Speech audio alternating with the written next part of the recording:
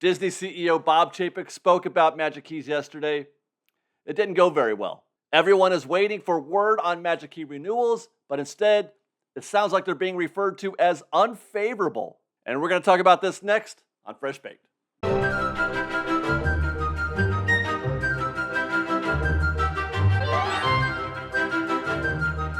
Hi guys, David here with Fresh Baked. I had a whole video prepared yesterday, a whole news video, multiple stories to talk about, everything ready to shoot. And then Disney had their earnings call and they talked about Magic Keys. Well, I should say, actually, they didn't talk about them directly. It sounded like they were talking about Magic Keys. They were talking about how well everything was going. Parks were up 70%. Per capita spending was up, but that number was offset, meaning it was less than it should have been, due to an unfavorable attendance mix at the Disneyland Resort. He spoke about Disneyland specifically. And in what is becoming something of a tradition these days, a top Disney executive is saying something that pisses off Disneyland fans. Like when Christine McCarthy, Disney's chief financial officer, said that they were doing us all a favor by reducing portion sizes because maybe we could all lose a little bit of weight. Anyway, everything at the Disney company is going well financially. As mentioned, park revenues are up. Per capita spending is up, thanks apparently to Walt Disney World, not to Disneyland. Disney Plus is going great. They got more subs than they were expecting. The studios are doing great. Marvel is on an unprecedented winning streak. They just cannot fail, it seems like. They're making money hand over fist at Marvel. Everything is going really, really well, except for Disneyland. Chapek is calling us out. And in using the term an unfavorable attendance mix, it sounds like he's calling out Magic Key specifically. Unfavorable attendance mix is just a fancy way of saying that they think the wrong people are going to the park. And by wrong, he means the kind of guests that aren't spending money the way that they want you to spend money, the way they do at every other theme park. And this goes towards something, for as long as I've been covering Disneyland and specifically, this part of the business, the financial part, for as long as I've been covering that, Disney has been infatuated with per guest spending. They talk about it all the time, especially with relation to, they always talk about how much everybody spends at Walt Disney World and how little in comparison guests spend per capita here at Disneyland. Per guest spending at Walt Disney World is measurably higher there than it is here at Disneyland, but for obvious reasons. Disney World is full of out-of-town guests making extended visits in an environment that is basically locked down. They don't even see the actual city of Orlando until they go back to the airport to get on their flight to go home. Disneyland, on the other hand, is not like that. Not like that at all. It's known as a locals park. A locals park that has a large base of annual pass holders who, plainly put, don't spend money the way that they do at other vacation destination resorts. And Magic Key holders took this personally, and I don't blame them. Chapek appears to be calling them unfavorable, and unfavorable is not a good word. It's bad. Unfavorable expresses a lack of support, a lack of wanting. Unfavorable sounds a lot like unwanted, which doesn't help a situation where Disney annual pass holders are already waiting for some kind of word on when or if they're going to be able to renew their Magic Keys, or when or if they're going to be able to buy a Magic Key. 2 weeks away, and Disney has still been almost entirely silent on the topic. And that also sounds like they don't want them.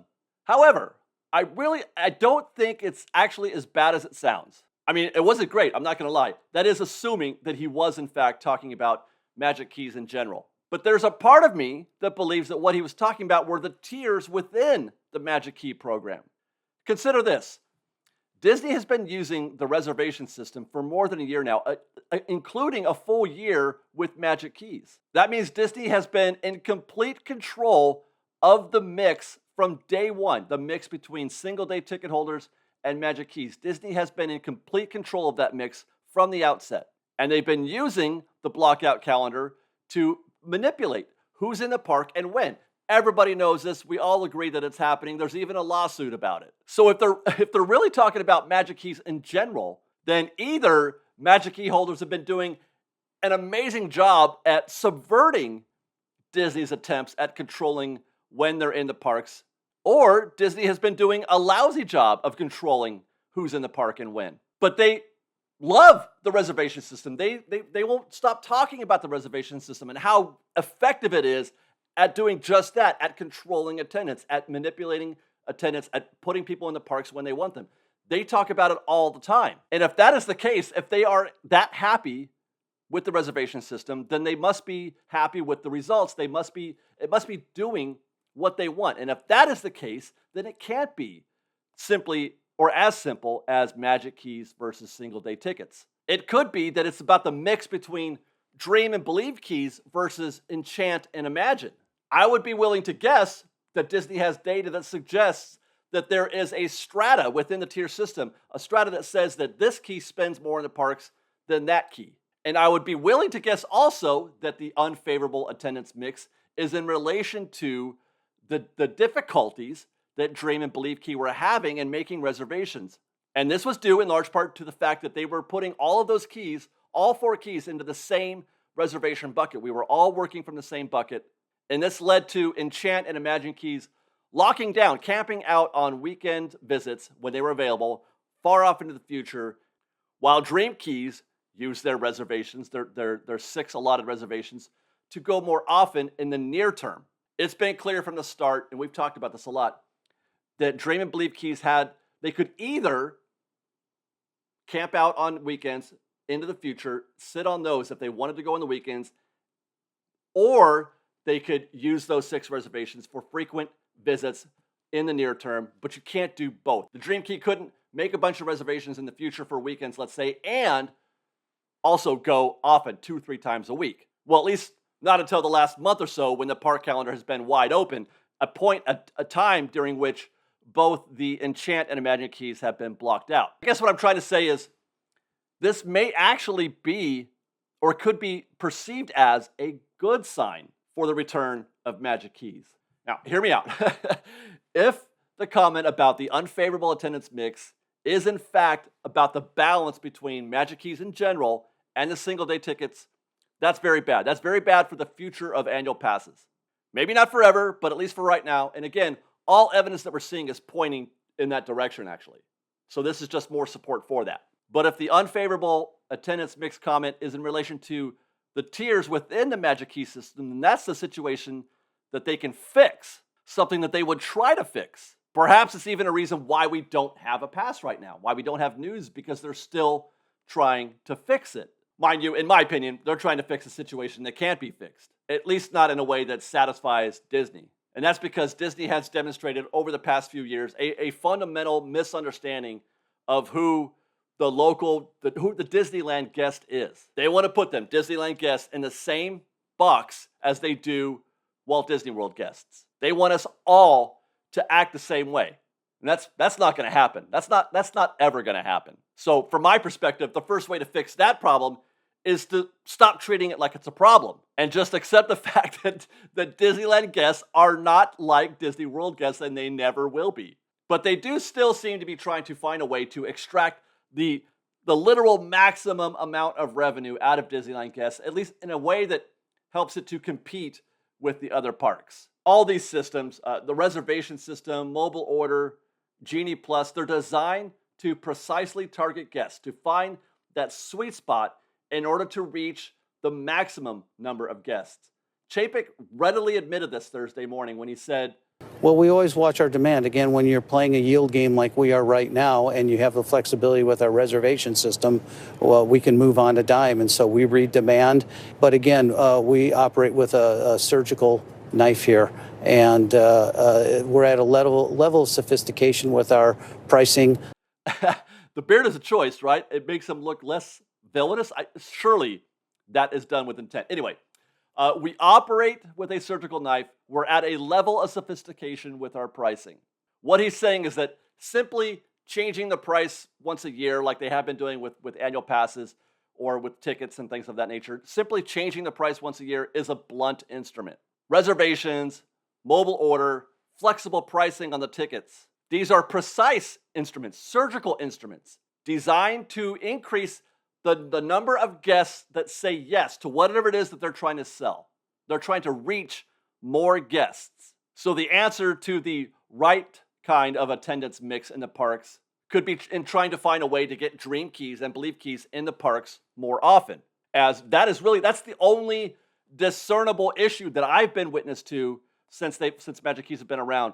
The predominant issue with Magic Keys have been the inability, the difficulty that certain guests who really want to go to the park all the time, their inability to make reservations. Which, by the way, if that's the case, Enchant and a Magic Key should still be a little bit, like, so we're the unfavorable ones. So it's not like they're out of the woods, even by saying that it doesn't mean exactly what we all think it means. I mean, somebody needs to be offended by by being called unfavorable or unwanted, as it could be said. But really, no matter what is meant by that statement, the prevailing issue that we have right now is that we don't have an update from Disney regarding Magic Key renewals. So what's the short-term view of things? The prevailing word that I'm hearing is that renewals are still likely sometime on or around that August 25th window, but that it may not include the Dream Key.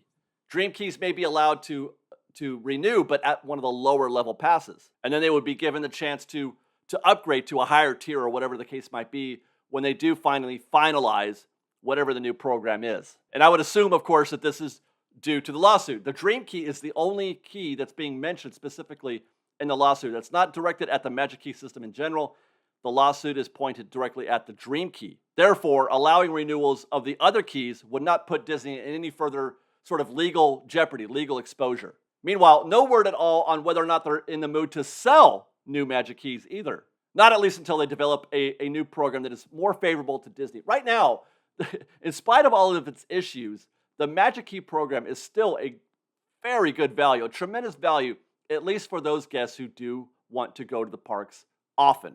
So they're looking for a better deal, and they may not be in a hurry to do that, not until at least they're desperate enough to do that. By that I mean, are the parks busy or are the parks slow? Does Disney expect a slowdown in the economy, or do they feel like it's going to ramp back up? And by the way, if I had to guess one way or the other, I think that they are predicting an acceleration of the economy as opposed to a recession. We may have already come out of that by the time they figure this out. If it's the latter, if it's at least not a further slowdown of the economy, it may be possible that we don't see a new program until the beginning of next year. Business may be fine up until then, at least through the holiday season. The holiday season, I think they're counting on, and this is something that we talked about last year, the same time of year. They may be counting on the Halloween season and the Christmas seasons are historically the busiest times of the year. Every single year, it's packed to the gills every single year, and I expect that to be the case this year. So they may feel like they can at least survive, do well enough without the Magic Key renewal numbers that they can perform well through the end of the year. But we'll come back to this in November because that's when the next earnings call is. And that's when they start going up against real financial data. Yesterday's win, the 70% park revenue was up 70% year over year. That win was a slam dunk. They're going up against a time period when there were no Genie Plus sales, there were no annual passes. The parks were running at 50% or even less of capacity. So going up against that that's easy. That won't be the case in November. So a less than optimistic report in November may be enough to inspire them to light a fire again under the Magic Key program. On top of that, I just believe there is too much money to be made with Magic Keys, whether or not the parks are busy. Even if the parks were full with just single-day ticket holders, there is still money to be made from Magic Keys. It's not as simple as saying the parks are full, therefore we don't need Magic Keys. They're just looking for ways to control attendance and sell Magic Keys, like a gym membership. People buy the gym membership and then they don't go. That's what Disney's hoping for. I believe that the next system that they set up is going to have a lot of roadblocks for especially for the Dream Key. Free parking, for example, that's a big one. Take away free parking, and logic dictates that the Dream Key may not go to the park as often. They're still going to pay the same price. They're going to say that they're going to pay the same price for that annual pass. They're just not going to go as often. That is an absolute win for Disney. The reservation system, the biggest roadblock of all. One more reason why they won't ever get rid of it. Speaking of which, and I'll wrap this by saying, once again, Disney loves the reservation system. In spite of the lawsuit, in spite of the fact that every single issue that Disney has right now is a result of the reservation system. The reservation has created more problems than it solves. At least it seems that way to us. Is that the case? I don't know. In spite of all those problems, in spite of the lawsuit, Disney cannot shut up about how much they love the reservation system. It sounds like it's the holy grail of, it must be the holy grail of yield management, which, by the way, that just fills me up with warm, tender feelings knowing that Disney thinks of you and I as yield to be managed.